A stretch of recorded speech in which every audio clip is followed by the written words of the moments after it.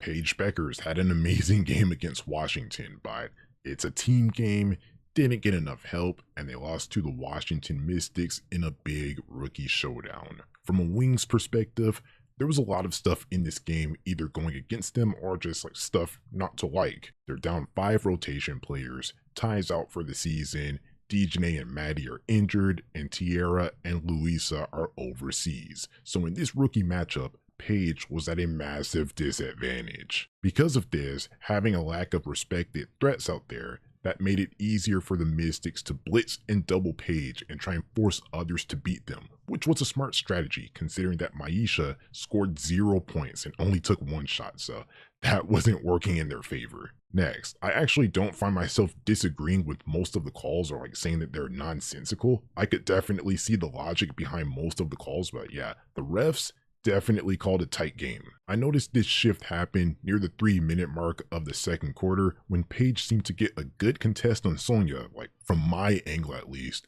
and Mystics head coach Sydney Johnson complained about it and got a tech. Then from that point on, the officiating felt like it got tighter. On the exact next possession, Paige got called for a loose ball foul on Sonya when I just didn't see it. Sonya and Slim fell, but like it just didn't look like Paige initiated the contact for that to happen. Maybe it was Lee, but like it kind of just looked like Slim fell onto Sonya. And it was kind of like that for the rest of the game. Like they were calling everything. Now, like I said, I could see the logic for some of the calls, but the thing is, if you call every single call by the letter of the law, then everyone is going to foul out of every single game.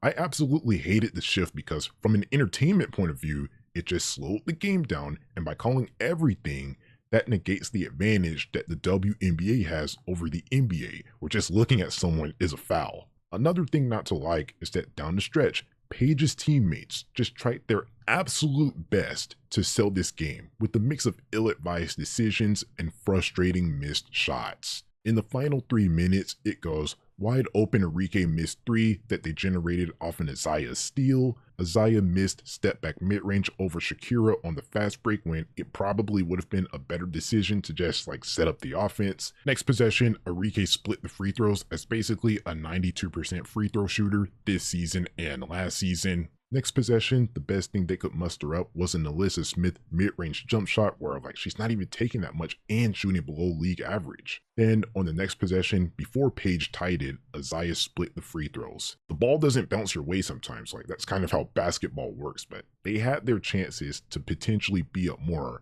and they couldn't capitalize. But even with all of that, they still got an overtime to play because of their generational talent, Paige Beckers, and the reason why they didn't win was because of a mix of Maisha, Enrique, and Chris Koklanis. With 2 minutes left, instead of attempting a floater that they were giving her, Maisha passed out to Isaiah for a contested 3, which exposed Maisha as an offensive liability. Then on defense, Maisha didn't rotate and gave up a Shakira mid-range shot to tie up the game. On offense, I can live with the shot that Enrique took, like it's fine. Then the next possession on offense, 2 things can be true. Paige was seeing extra coverage all game long, like the Mystics forced her teammates to beat them, but a Alyssa Smith 3-point shot just wasn't the play.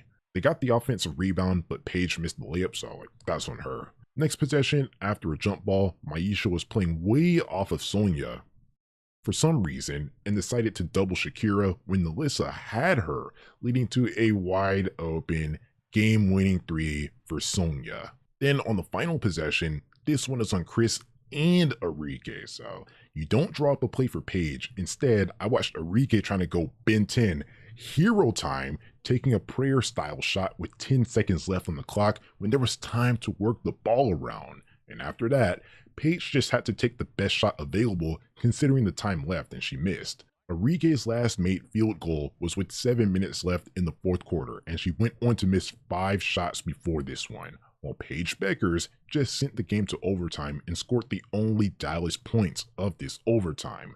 That's bad situational basketball. I don't care about status.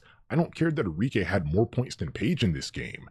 Paige had it going more recently than Enrique, so in this situation, with that context, Paige should have got that play drawn up for her, and Enrique shouldn't have taken that shot. But that didn't happen, Wings lost, and now, after a stretch of Paige soundly outplaying these Washington rookies playing at an all-W level, now I have to hear all of these reactionary takes about them being better based on this one game. Because of this one game, because she lost the head-to-head matchup or whatever, why does everything that Paige accomplished as of late have to be erased because she couldn't will her team to a win down 5 rotation players in this game? Why are the wins holding so much weight when it's very clear that one team is better than the other team, and that's not Paige's fault? Since impacting winning matters so much right now, what about when Paige led her team to a win over a Valkyries team that's more impressive than any team that Washington has beat as of late?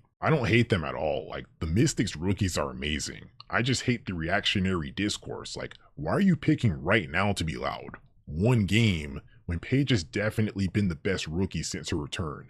Multiple games. Even in this game, despite the comparable stats and performances, eye test wise, I was more impressed by Paige's production considering all of the extra attention that she got, meaning that everything that she got came at a higher degree of difficulty. All of them played great in this game, so to me, no one gained ground in the rookie race. Paige is still first, then I had Sonya at second going into this game because Kiki hasn't been that amazing as of late until this game, and Sonya has been consistent. Last month, I set Kiki for Rookie of the Month, and unless anything crazy happens within these next 3 games, then this month, the Rookie of the Month is Paige, and she's still leading in the race.